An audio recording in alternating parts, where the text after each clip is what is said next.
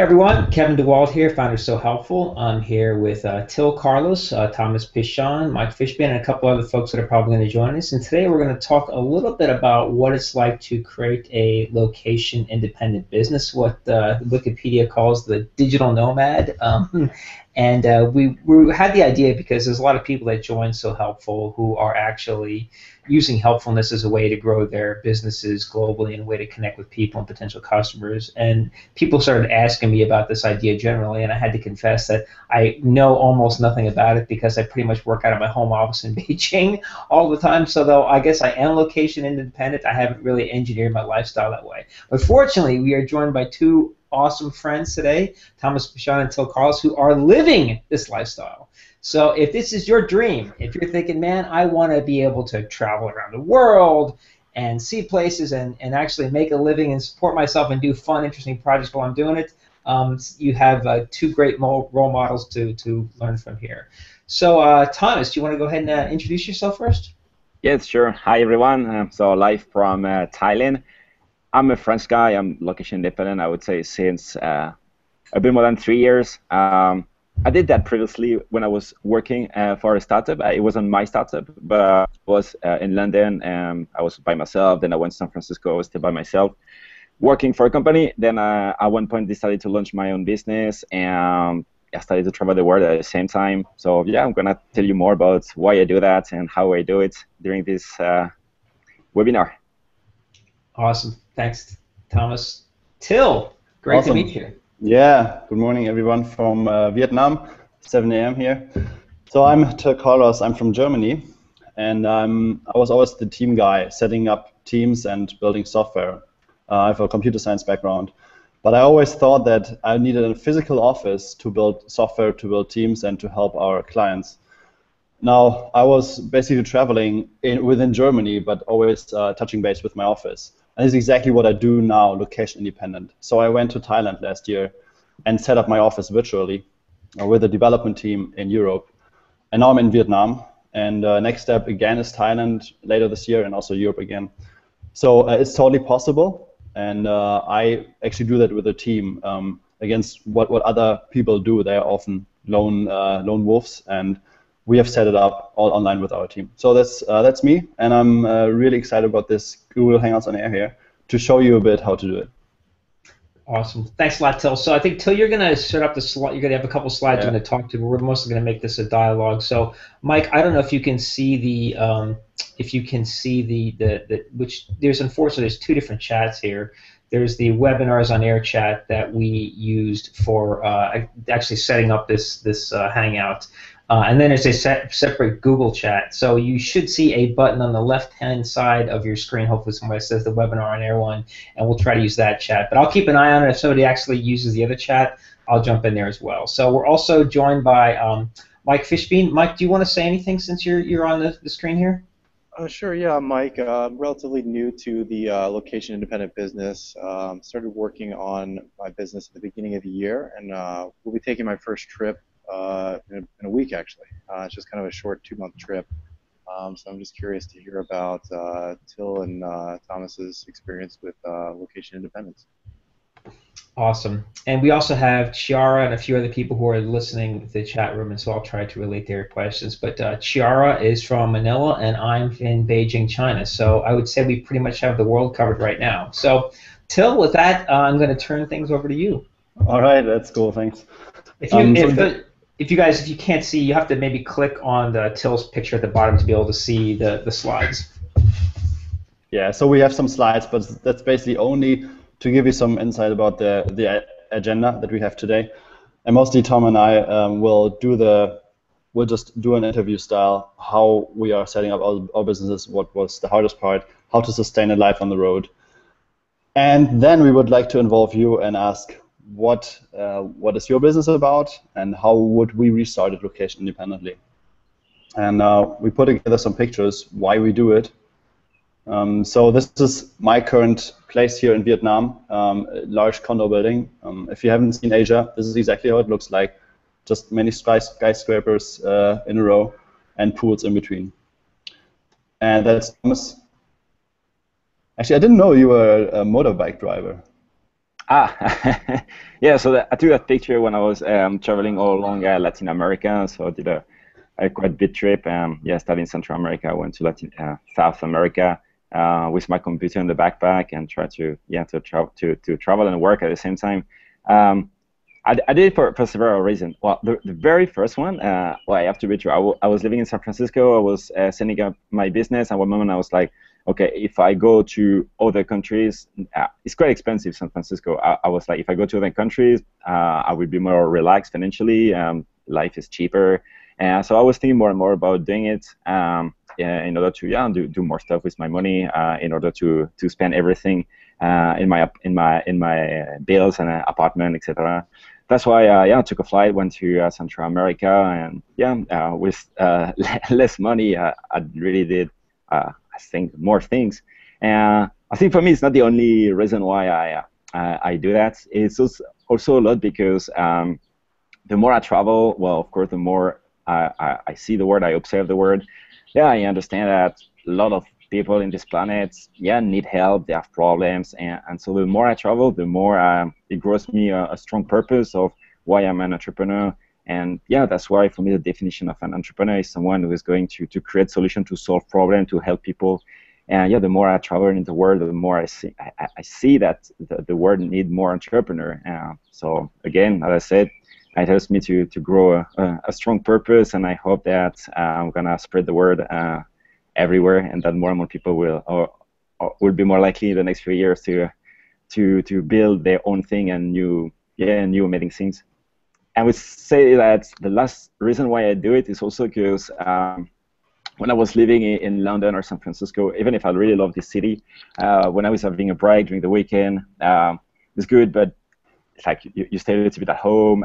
Sometimes it's rainy, it's cold, and I realized that since I'm like doing location independent, well, all the time you want to have a break, you go to the jungle, you go diving, you just go to have a walk on the beach. I mean, you have an amazing experience, and when you're back at work, well, you have so much energy, you have so much creativity, so much productivity. So some people call that the happiness advantage, and I think it's a good way to summarize it. That's a good one. How many countries have you seen so far? Been to a bit more than 50. My challenge.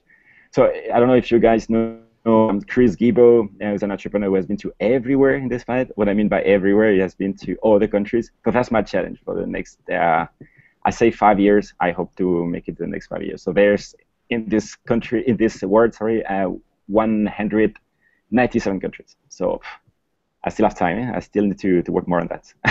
142 to go then. Exactly. And, is that all you carry that you see on the motorbike? Is that everything you bring on your or that you own eventually? So it's a bit tricky because I had a base in Nicaragua, so I had a huge bag that I left at home, and from time to time I go like for 2 or 3 weeks with the motorcycle, and I just pick what I consider the most important for these 2 or 3 weeks. I think it's important. I've tried many different a lot of different routine, and I think like if you don't have a base, it's a bit difficult. That's why I like to consider a place as my base for a few weeks and then travel from that base. But it's a bit hard. I tried it. It's a bit hard to always move from one place to another one because you're not that productive. So as I love what I'm doing. I mean, for work, I need time for work, and I need more structure in my days. So yeah, moving all the time without any base is a bit challenging. Oh yeah. Hey guys, can I just ask a question? So when you say you have a base, you guys don't have a permanent residence. Like you really are nomads. You don't have like a place that's quote unquote home. Is that correct? Like home like till Germany or Thomas in France, anything like that? So I have to admit I still own a car and a flat in Germany. But the car is deregistered and the flat is rented out to other people. So when I'm going back in September, I'm just cleaning it all out. But this stuff, yeah, I would say I don't have a base so far. Yeah, for me, it's going to be the same. When I said I come back home, it's just that I go back to my parents' place for Christmas to spend a few days, but that's it. No, I always travel with I always have a tourist visa. I mean, just with a passport. I never ask for a a resident visa or special visa. So that's how I consider the location-independent lifestyle. I think it's especially for people who, yeah, always with this kind of passport or don't have any resident visa. So yeah, I try to be always with this tourist visa. Mm. Okay. Well, anyway, thanks. I'll turn it back over to you. Yeah, good. Thomas, I would like to introduce you and my business then later in the restart section, because we don't seem to have too many live people asking questions here. So we're just putting this to the back. I'm going to switch on the screen share again. So that's another thing, another photo from Thomas. Where's that actually? So that's in the Caribbean Sea. It's between, yeah, it's not so far from Nicaragua. Oh, yeah. What I find interesting that you always see these pictures and you always think this is fake and this cannot ever work. But actually it is that way. So you, in every cafe, at least here in Thailand and Vietnam, probably all the other Asian countries I haven't seen yet, you have internet in every cafe. You can just start working. Is that probably also your experience, Thomas? Yeah, and also see that in more and more countries, like the mobile network, like 3G, you can really rely on that. So for any reason, if where you are, there's a problem with the internet, to tell you the truth, in many countries where I am, it's faster than in my own country. That I'm French, but I know that 3G is faster in many countries, for example, in Southeast Asia. So you can also rely on that. Yes, and maybe I'll do a quick summary at the end, but most of what is being said here is not true of China, at least not in Beijing and Shanghai and the cities that I've been in. So I'll come back for some thoughts on China. There's a lot of people emailing me about doing this in China. But let's just say that I've never, like in Beijing or Shanghai, you will not find a scene like that. And you'll be lucky to find a coffee shop with fast internet. And if you do, you'll need a good VPN, and otherwise it won't work. So China's a whole other planet, so we'll table that one for now. Yeah, so the next picture, it's actually a place I would like to visit. I'm really craving to visit. Fun thing is I already live there. It's in Berlin. So that's the city where now many friends of mine here from Asia are living in Berlin in the summer, because it's just a great startup hub, great business going on there, and it's a good lifestyle, cheap lifestyle, inspiring people. So that's the thing. That's my next destination in September. But what I really want to show here is this world clock. Now, this is something that is interesting for the location-independent lifestyle, because basically what happens is when you're crossing more than 3 time zones, you're getting advantages, of course also disadvantages. But this is something, this is a topic that Kevin is really into, because he's running So Helpful, which is the platform where you can book calls with other people all over the planet. And now it's sometimes hard to schedule a call within the time you're actually awake. And Kevin solved that through software. But I want to ask now more for the level of personal habits and also the work time. How does the different time zone affect your work, Kevin? You're still. Yeah, I was on mute there. Yeah, so for me, it's it's actually a bit easier, because most of at least the people on So Helpful are in the United States, or they're in Asia. So for me, it works kind of well personally, because I typically will start working around 5:30 or 6, and then I'll work till a little afternoon, and I have the afternoons to just do life stuff, and then I work in the evenings. So I can usually connect with most people in the U.S. in their morning or in their afternoon, and that tends to work okay for me. But generally, I would say time zones are a constant pain in the rear, and I'm always juggling them in my head. Fortunately, most the hardest people in the world to coordinate time zones with is the East Coast of the United States, and I'm saying that as someone who lived there for 42 years, because you think the entire world, basically, if you live on the East Coast of the United States, you view time zones as somebody else's problem, right? That's some other thing that other people who are not, in the right time zone deal with in the middle of the night or whatever they are. So, and I'm exactly plus 12 from them, so I can usually do a pretty quick check in my head. But yeah, generally time zones are a pain. Yeah, Thomas, how's it going for you? I mean, you also lived in San Francisco, same experience. And where are your clients now, or your customers? Yeah, that's an interesting question. Because the first reason why I started to, first of all, when I was location independent first time, I went to, as I said, Latin America, and I chose that destination because it was more or less the same time zone. So I was like, the change is not gonna be so hard. That's what I was hoping, and I realized that yeah, of course, with now tools like Soulful, like yeah, like Twitter, Skype. I mean, whatever you use it, you can connect with people all over the world, and that's why little by little I realized that I wasn't working only with people in the United States, and I was like yeah, I'm expanding my community of entrepreneurs, and more people were also from Europe, from Asia. And yeah, at one point I went back for Christmas to Europe, and I realized at that moment I could still run everything, even if the time difference was more important. And that's why I said, well, let's give Asia a shot now and see if it's that difficult. And he said, no, it's not so difficult. No, seriously, no. It's just that yeah, the very first day can be a bit like how it's going to work here. And yeah, but after a few days, after a few weeks, you know exactly when you need to be connected if you want to reach which time zone, and it works. It works.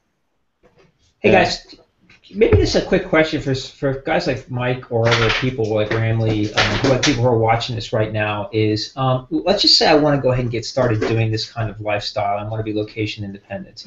Should I try to get my business running before I go, or should I just like sell all my stuff and then pack the bag for the beach? Oh, there. I guess Till's going to get into this. Okay, so I'll be quiet and I'll let Till jump into this. Yeah, no, it's a good segue because time zones only matter when you have relationships that basically feed you. So I mean, you can bring your friends somewhere, and you can make more friends somewhere else. But the question is, if you have a business, like how do you handle it across the time zones? But that implies the question: what is your business in the first place? So yeah, how do you make money? I think this is the most important question here, and we have more than more than half an hour now to tackle that topic. Um, if we start again with Kevin, because this is, I mean, you made the transition from the East Coast of the United States now to Beijing. Did you do the transition? How do you make money now? Can you explain us a bit about your business model? And then we ask Thomas, and then I explain something.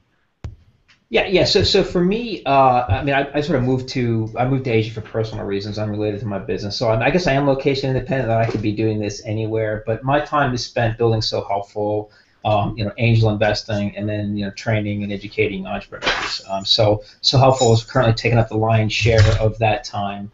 But yeah, that was. So for me, I'm probably not a good case study because I never made the decision to just sort of move around the world. It was sort of made for me. I guess what I would say is that the biggest thing that I have learned is that coming to Asia definitely has its big advantages because you don't have, if you really just want to work, it's a great place because you can put yourself in a situation where you can have the majority of your day free. You can really focus on work and get things done. So for me, I'd say that's the advantage. And I guess the thing for me as an investor is that I get to see deals and opportunities that I wouldn't normally get to see if I was somewhere else in the world. How do you see them? How do you connect with people who offer you business opportunities? So for me, a lot of what I do, because it's all early stage entrepreneur stuff, typically what I will end up doing is either speaking somewhere, speaking at a startup event, Lean Startup Machine, Startup Weekend, or someplace that's organizing a meetup. And I usually use those as opportunities to go out and meet entrepreneurs and build relationships. And so my whole orientation is, if I want to meet people and get them to know me, I figure out what can I do to go help them and give them something they want. And so that's typically how I think of it. And the place that I've been doing that is with the accelerators around Asia. So Chan Accelerator in Shanghai, JFDI, which is an awesome program in Singapore. So the startup accelerators around Asia are typically places where I meet entrepreneurs. And then for building out the team of people working with me on So Helpful, that's in Manila. And I started building relationships there. I didn't know anybody in Manila 9 months ago. And so I just got on a plane and went to Startup Weekend and gave a presentation on doing Lean Startup and used that as a way to start meeting people and building relationships. Spoke at the Ruby conference. So for me, it's the way I build relationships is, figure out who I want to meet, figure out where they are, and then go there and give them something educational for free. And that's how that's worked quite well for me. Yeah, that's a good one. It's basically consultative selling, give first and then receiving sometime later. Is your business mainly investment and getting ROI from in terms of yeah, profit from these companies, or do you do more consulting and workshops paid? Yeah, so right now, I mean, the angel investing is basically like being a patron of the arts, right? So just don't let don't let all of the hype fool you. So that's a long-term play. I'm excited about the companies I'm invested in, but that's not a way to earn. That's not a way to earn cash, right? That's a longer term thing. The paying the bills stuff that I've done has been training workshops. Most of that's in the U.S. honestly, so I end up flying back for there. And then so helpful is the passion and what I'm the product that I'm pouring my time into, and has thus far been an expensive hobby, the most fun hobby I've ever had, but expensive hobby. And with any luck, by the end of the year, it's almost starting to look like a business. So that's the goal in the next 12 months. But anyway, these products take an extremely long time, so I knew what I was getting into. Thomas, did you know what you went into when you started? Did you have it set up before? Yeah, good question. No, I started everything, I would say, at the same time, which means that I guess I was pretty influenced by what other location entrepreneurs were actually doing, and it gave me a lot of new ideas. And I think I made some choices. I sell a lot of what I call info products. So a lot of content that I produce. I do a lot of videos, and I sell that to entrepreneurs. And so in the way I work, in the way I sell to my customer, of course, it's I would say a bit specific, and even in the idea, to give you an example about what I would like to do in the next few months or 1 years. So I meet entrepreneurs. I try to meet entrepreneurs everywhere I go, especially in big cities, and little by little be involved in the local meetups. But at one moment, I would like to go to the next step, which is like organizing my own stuff. So having a kind of partner in those cities. It's something that I guess before being location independent before starting my business, I would have never imagined. But when I observe what other entrepreneurs do, I think it gives new ideas, especially if you are in that cycle of location independent entrepreneur. At one moment, you have new ideas, and you say, this I could definitely apply it also to my project, and would be awesome. I'm really motivated. So I think you made some changes, because you have a specific way of living. Okay, so you went from San Francisco to worldwide without having a job, basically, or what came first, or did it came together, and how much time frame did you have to survive without having a business? Okay, good question. So when I was still working for a startup, which was not my startup, I was as a side project doing quite a lot of consulting for startups. And so when I started to I would say really work with them, like really more officially. And then when I decided to move, we still worked together, but with Skype, and I didn't met them, but everything worked well because we know what we had to do. And at one moment I decided to go to the next step, and instead of just doing consultancy, trying to put all that knowledge in a product and be able to work with more people at the same time, because I was working at that time with just 5 people. Which was totally fine, but I wanted to go to the next step, and that's why I decided to extract this knowledge and put it on a product, and work with more people from all over the world. Okay, can I ask now really specific? What was the time that you took the first flight? That I took the first flight to just get away your flat and started traveling and working abroad. When was the first day? So on my own, you mean like as a location, like really entrepreneur? It was in 2012. Okay, and on that day, did you have a recurring revenue, completely self-sustained, without physical appearance somewhere?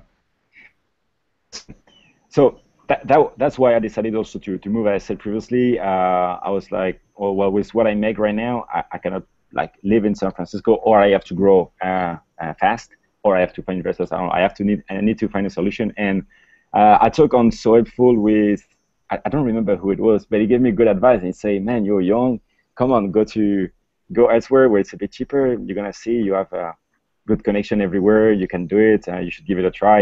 And because I was familiar with like traveling, I was not afraid at all of doing it.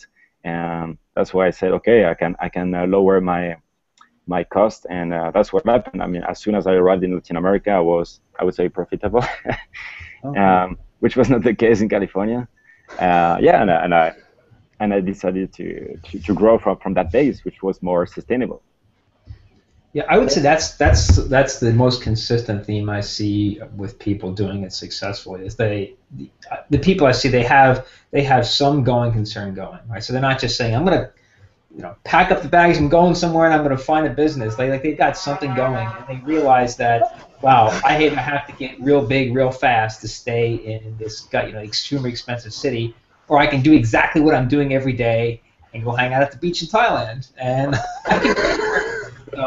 That's the pattern that I see that seems to work best for people. Because I would imagine if you have nothing started yet, it would be pretty hard to just pack in the towel and go somewhere. I mean, it would be so, for me anyway, it would be so disruptive to my life to be able to do that. That would be tough.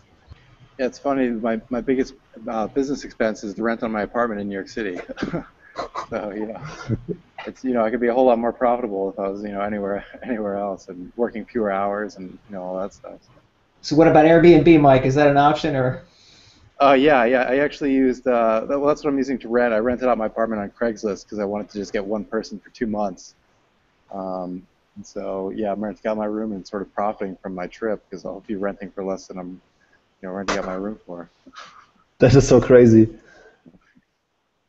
It's also a business model. I have a friend who rented a big flat in Berlin, and he lives from it by just giving it offering it on Airbnb. Well, that can work. Yeah. But Kevin, that's interesting that you see this as a prevalent, the main pattern of people going in location independent. I see many people actually going first and then finding a business out of the pressure. Okay, this is kind of what I did, but I'm in this location independent entrepreneur group called the Dynamite Circle. It's started by the Tropical MBA guys. You've maybe seen it. Chiara asked them on a podcast. So they are, I think, it's probably the biggest group worldwide to do this. And there are many people who have somehow a location independent business but don't make enough money, still living from savings. And out of pressure, they're building up things. And I think this is really interesting, but it only works for as long as you have money, of course. I guess there is that pressure of, my God, I've got to pay the rent next month. That's pretty motivating. That can get you to sell. Yeah, it's a different topic to say I gotta pay the coconuts next month. And a friend of mine, Stacy Herbert, she's on brazenprofitlab.com. She's an e-commerce copywriter specialist. She's really great. She's traveling, making good money, and a great copywriter. So she coined this term coconut money. Basically, what happens when you're proud of making enough money to buy coconuts and a small condo on the Philippines. Of course, this is not the way which is sustainable. Kevin, you're doing show notes, so please include the James Schramko. Okay. He's one of our mentors. He gave a talk last year in Bangkok. So he said, never ever fall into the trap of going somewhere to Asia, making $2,000 and then being trapped there. Because with $2,000, you can barely pay the food in New York City, for example. Yeah, I'm putting it in, James Schramko. We also have a mastermind, superfastbusiness.com. If you want to start a business, you can go there and basically learn everything about it. Yeah, and I guess it also depends on, is it your first business or not? Because if you already quite a lot of connection, you know that everywhere you go, especially if you know how to manage all this time zone thing, you can still get feedback, help from your existing network. What is can be harder if it's the first time that you launch a business and you're thinking about doing it. Well, you need to make connection, and sometimes I must admit that in some cities it's easier to make connections. You just go to a meetup, you see people, you start to build your network. So I think it also depends. Yeah, if you have a bit of experience, and for someone who is it's the first time that is starting a business, I don't know if I recommend to directly go abroad. I think it's better to build your network first and rely on that network, and everywhere you go, you know that you can still be well connected to those people. Definitely. The most thing it takes is guts. And I know people who haven't started a business before and don't know how hard this entrepreneurial struggle is. Because every entrepreneur I know, he has these phases every day where it's like from total desperation to total excitement. If you don't know how to handle that, you're basically finding yourself in a position quite fast to work for the man. And I know many people also in the Dynamite Circle who are working for the man, basically taking on a full-time job, which is location independent. So there are many companies coming out of this Dynamite Circle now, which are run by one guy doing the sales and some more people doing the work for him. I find this is interesting, and this is probably one of the biggest traps you can have when starting a location-independent business is if you have no clue what to do and have no financial runway, you can find yourself in that position quite easily. Yeah, so I would, I guess one question I have is if you guys, based on your travels, if you're going to say, you know, top places, countries, cities for someone to go get started, where, sorry, my cat was making noises, so she wanted to be picked up. So, like I said, this is about as adventuresome as I get, you know, is fighting this cat from my chair. So, say hi to Bouts, everyone. So anyway, I'll leave with a couple words on China, and then maybe ask you guys about other locations. So I will actually mention the places that I have visited and locations and the pros and cons that I see to them. China is another planet. That's the best way I can say. So everything said about Asia, like, just disregard it. It's you have to think of China as its own place. Go in there with eyes wide open before you want to come, you know, move to a city, do something, get to know some people there, figure it out, spend some time, come there as a tourist. It's you know, Beijing is now one of the most expensive cities, so it's not cheap. It's more expensive than most places. Labor rates are going up. It's an amazing place, and I absolutely love China. But you know, if you don't speak Chinese and you're not Chinese, China is for the Chinese. Let's put it that way. And if you're not in the club, it can get really tough. Manila, I think. So the Philippines, I think, is just absolutely awesome in terms of the people, the talent there. The median age of the Philippines is like 23 years old, and so there are, you know, if in the median age for the United States is 38, it's 39 for China. It's like a, you know, maybe 102 for Japan or something like that. So there's an incredible like wave of young people in the Philippines. So if you're looking for really talented, smart, passionate people to work with, it's a wonderful place. The challenges in the Philippines are the network. So the internet is one of the worst in Asia. In terms of connectivity and speed, and it's something that we really struggle with. And then for the people in there, you know, the traffic around Manila has gotten so bad. Like, you know, it's easier for two people in Manila to get on a hangout than it is for them to drive across town, as we've experienced. Singapore, everybody in Asia wants to live in Singapore, right? At least if you've been here for a while, if you're an American expat and you've been in Beijing and experienced the pollution for 6 months, everybody wants to move to Singapore.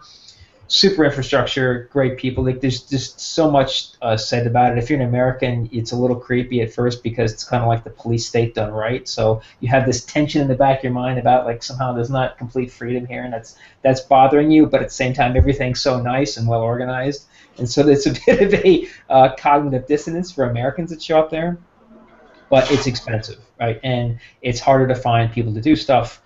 So it's really tough to do. From what I've seen, I don't know anybody doing the medical lifestyle in Singapore. So those are the three countries that I've spent some time. Hong Kong, similar to Singapore, very expensive. Very small entrepreneurial startup scene from what I've seen. So you will find people at meetups and can help you and work with you. But generally speaking, it's still very much a banking services, you know, finance type of economy, and that makes it very hard to find resources and talent. So that's a quick take on different locations that I've been to. What are your guys' thoughts? Yeah, that's a good one. Thomas, go for it. What are your top 3 location-independent cities to start with? Okay, great. So I will start with the first one I've been, which was like Uruguay. I really appreciate this country for it's really developed. I mean, more developed than what many people think. You have great internet infrastructure. It's still less expensive than many, I would say, westernized countries. You have good people. I believe you need to make most of your connection online because the startup community is not so developed. But for the lifestyle and yeah, for the internet infrastructure, I really appreciate this country. So Uruguay, I would put it in the third position, I would say. Second one is, I think it's where I am now. Thailand, I mean, it's new, like just 2 weeks, but I've been really impressed everywhere I go, every cafe, there's very good internet. It's beautiful, it's cheap. So because the parameter, what I consider for being a great place is internet really good? Second is it a beautiful country? And third one is about the price. So is it cheap? Is it average? Is it expensive country? So I love Singapore. It's true that it's a bit more expensive, but internet is amazing and it's really easy city to live. So I'll put 3 Uruguay. Second, I think I'll put Thailand. And the first one, I was really impressed by Nicaragua. I was living. I stayed a few weeks in a city. Well, it's only American, only freelancer. I mean, a lot of freelancers working there like forever. For many years, American used to go to Costa Rica, I think. And the new one is Nicaragua. It's cheaper, it's more wild, and amazing people. So I would put it as my top one. And I think if I have to settle a real base one day, if I'm tired of being location independent, I think I will try to start a kind of better in that place in Nicaragua and say to other people, well, instead of spending a lot of money in your tiny apartment, wherever you are, come here. It's just amazing. You can surf, and yeah, you can work in an amazing ecosystem. Nice. So my top 3 are third place is Florianopolis in Brazil, which is just great beaches to surf, and internet was alright, and it's decent priced. Not too much talent though. So to people to connect with in the entrepreneurial space. Second place is of course Berlin, because you will find so many inspiring people there, and really good business help, a great network, and cheap living cost. And top 1 is actually Chiang Mai. Till, let me ask about that again. So yeah. Berlin is cheap living cost? Well, Yeah. that surprises me to hear that. I had no idea. It is, yeah. If you want to buy a flat, it's still super expensive. And it's of course a bit more expensive than Asia. But you could live by, well, just like the basics, something between $1.5 and $2,000. That's totally possible. And of course, I mean all the startup accelerators. So it has become a huge startup hub, and many people from Eastern Europe, from all across the world actually. So if you can get by with only English, it's totally possible. That's really good. Until I interrupted you, but you said Berlin, and you were going to go through other cities, and I think you mentioned Shanghai. Is that correct? No, Chiang Mai, which is in Thailand. I would go to Chiang Mai first because it's actually the hub for internet marketers. So if you want to start a location-independent business, it often depends on internet marketing, and this is what you need then. So there are people to connect with and ask for help. And of course, it's really cheap to live. So $1,000, and you can live. It's coconut money, but it's a good place. We're always sun and yeah, relaxed people. Yeah, I would say that's the most consistent place that I've seen. Just anecdotally talking to people around Asia, and unfortunately, I've never been to Thailand, but I will be getting there soon. Is that Thailand for internet infrastructure, cost of living, talent. And I know they had a coup, but apparently they do coups really well there, and they got it down to science, and so there was almost no disruption. So I know that scares some people away, but apparently I have some friends there like coup, no big deal. English, of course, and being able to do English language, I've heard that it's a business climate friendly. Thailand, I'd say, is the one that I most consistently see, and just my own one data point is just doing like Hangouts and Skype calls around Asia. I never have a problem calling somebody in Thailand. And Vietnam seems to be pretty good too, but Thailand, I've never had a single problem in a single country like that. It's good, yeah. Great. So we have our last slide now, which is the restart slide. So. Because we have now 4 entrepreneurs here with the background, I would say everyone takes 4 minutes or 3 minutes to run through the actual steps. Let's say you get a time frame of a month. If you have a month and you would be starting out with a business, what are the exact steps you would do in each week to make it build a new business and go abroad and actually hit a country in that time frame? So let's start. Mike, would you be up for talking about that? Sure. Like what I would do if I was starting from scratch, you mean? Yes, location independent. Yeah. Well, I guess a majority of my business is digital products. Which customers are all over the world, and I can sort of manage from anywhere in the world. It's a very low cost business. It generates cash flow, and is fairly sustainable. At least parts of it are fairly sustainable and predictable.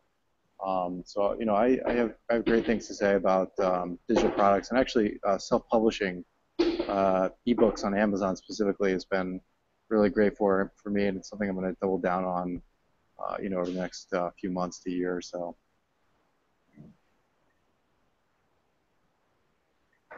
Sounds good. And then would you travel first, or would you buy the flight in the end of the month? It's tough to say. I guess I didn't really plan it out this way, but I've started first, and now I've built up I've built up some revenue and some businesses, and I can and I'm planning to start traveling now. But I think I would looking back, I think it would have made perfect sense if right in January I just took off and started building from there. Assuming you have some savings or you have some runway, you're not going to get in trouble. I think there's a lot of sense. It makes a lot of sense to sort of go through that bootstrapping phase of building a business, in a lower cost city, or in a city where you can be around like-minded people and be with other entrepreneurs, etc. I think it can make sense either way.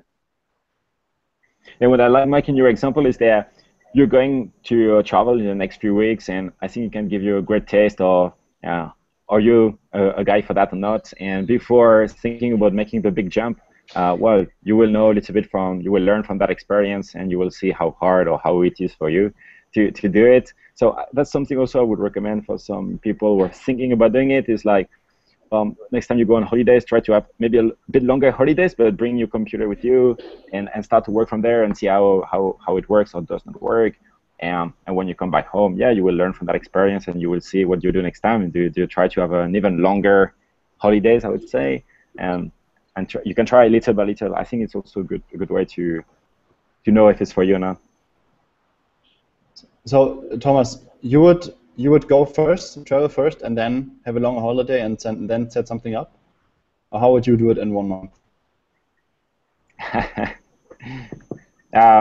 No, I mean, okay, if I have only 1 month, I would organize my work differently. Now, as I said, especially if this is the first time that you're setting up a business, I would try as much as I can to do what I need to do before leaving, which means, like, for example, meeting a lot of people to get feedback about something, and before being sure that if it's hard to connect with people, at least I know that I can work on being very productive on building what I need to build. So yeah, I think I would work in that way, like trying to make all the meetings I need to meet all the people I need to meet before leaving, and once it's done, I'm like, okay, I don't really need more feedback before producing a bit more, so now I can go and take a flight. Sounds good. What's your opinion? My opinion. So if I would have a month, I would first book the flight. The first thing I would do, because then the thing is set and I cannot get out anymore. Then I'm back against the wall. This is the crucial requirement. I would book it to Kuala Lumpur or to Bangkok or to Saigon, Vietnam. And I would see where are the startup events or the events in my industry. So I would really go to what am I working in? What can I contribute? So see to book events, conferences, and try to find top influencers there that I want to connect with and start engaging. Then I would go, of course, quit my flat and sell my car, and then go to all the contacts in my industry that I know back in my home country, and visit people, meet people for coffee for the next 2 weeks, 3 weeks before the flight is, and tell them that I'm going there and what can I do for them out of there, for their business, to help them with their business with my skills that I have. and just tell them this is what I'm going to do, and here's my blog. I would probably also write a blog on, give status updates every week, and build an email list from it. So engage with these people on a continuous basis, and tell them always, I would be here for you anytime in Google Hangouts to help you with your business as a location independent consultant. If you need me as a hand in Asia, or let's say in wherever I'm going, I'm here for you. And then I will build a small consultancy, and within that an email list, and then basically start a business like Mike, but I would need that runway of more months just to kick it off. All right, so I think I would need more than a month, but since you put me up to a month, I'm going to talk about a month. So this is what I would do. I would spend the first 5 minutes of that month picking the group of people that I wanted to work for the next 10 years. And I would force myself to say, you're going to work for this customer group for 10 years. It doesn't matter if it's yoga instructors. I mean, in my case, it's early stage entrepreneurs and startups, but whatever it is, pick that. You can change it, but pick it. And then I would spend the next like hour or two putting up a landing page for the book that I'm going to sell that helps them solve the biggest problem I think they have. And I would price it out at a $19.99 book for just the basic book, or maybe something around that, like $14.99 for the basic book, and then a $29.99 with book and video and stuff, and then like a $70.99 or $99 one that's book, video, consulting, like all wrapped along, whatever you think their biggest problem is, and that's the problem that I would focus on. And then that's the first 6 hours. And after that, I would spend the other 29 days and 18 hours trying to help as many of those people as I possibly can. On Twitter, so helpful, Facebook, blogs, I would be relentless about what I could do and just try to meet as many and help as many as I possibly could, just to get them out there. And then, as Till said, use those opportunities to build up the email list. And on the last day, I would launch the book at that point and start selling. And so in the background of all this, you've got to be writing the book, but that's not the hardest part of doing any of this. The hardest part is not writing the book. The hardest part is building the audience, getting the trust. So I know I can write the freaking book, and I can also go on Odesk and get people get people who are writers to help me do that for. I've got a blog post on this. I wrote my ebook for $123, right? So you can get people to help take your blog posts and turn them into a book. The book isn't a problem. The problem is building up the audience, the email list, and the trust, and really understanding what these people's problems are. And so that's how I would do it a month.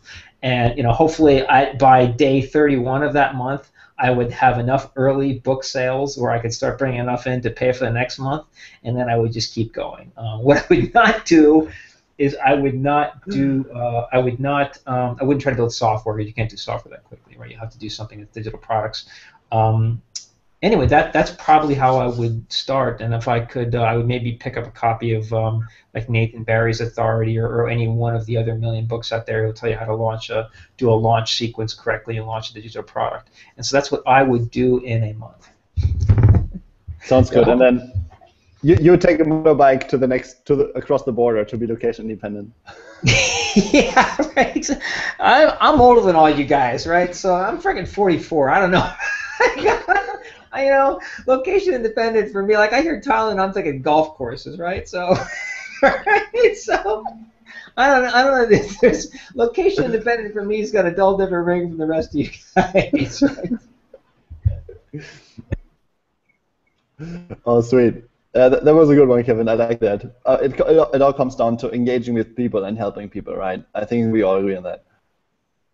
So that's the biggest thing that I see today. Is like there are so many people out there screaming for attention in every business, right? And God knows what these multinationals are going to do as with this more and more upstarts out there who are fighting for the most profitable customers. But yeah, help people out, man. That is the biggest thing, and that's a real advantage you can do as an early stage entrepreneur, because it doesn't take that many people or that many customers to get yourself profitable. I mean, Amy Hoy calls it her 30 by 500 course. If you help out, if you can sell something for $30 a month and you have 500 customers, you can basically quit your consulting work and work, in an American city. You can slash zero off that, and you can do that in Asia effectively, or in Nicaragua, one of these places. So you don't need that many paying customers to be able to support yourself and to get going. and to start building something. And there's lots of us doing that, but it all boils down to helping people. Yeah, true, exactly. If you do it like in person, in a job, or on the internet, it all works once you start helping people. I totally agree with that. And I might have forgot that, but of course I would use it's so helpful to go through the whole list and call each and everyone and ask if how I can help them. I actually did that, and it was a good experience. With 2 weeks of only calls. Yeah, that happens every once in a while. I'll see somebody come in and they'll book a call with just about everybody on there, and they just go down the list. Yeah, well, it works. Yeah, and I think when you really have this approach of being as much helpful as you can, and when you meet people when you're arriving in your country, in your city, and your purpose just to help, and you have nothing in the back of your mind, you just want to interact with them, see how you could be helpful. And I guess at that moment, you meet more and more people, and you start to see some patterns that maybe other people are less likely to observe. And so if you really have this in your beliefs, in your core value of being helpful, and everywhere you go, you just try to give your best to help others.